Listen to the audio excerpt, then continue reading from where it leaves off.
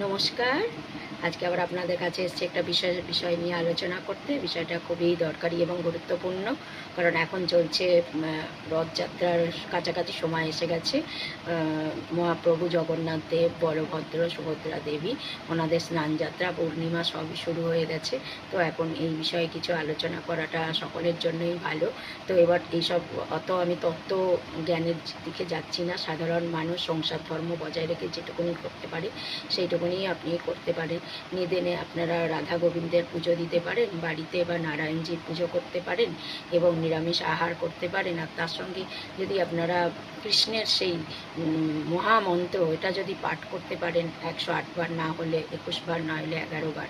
যদা যদা হি ধর্মস্য গ্লানির্ভবতি ভারত অভ্যুত্থানং অধর্মস্য তদাত্মানং সৃজাম্যহম পরিত্রাণায় সাধুনাং বিনাশায় চ দুষ্কৃতম ধর্ম সংস্থাপনাথায় সম্ভাবামি যুগে যুগে।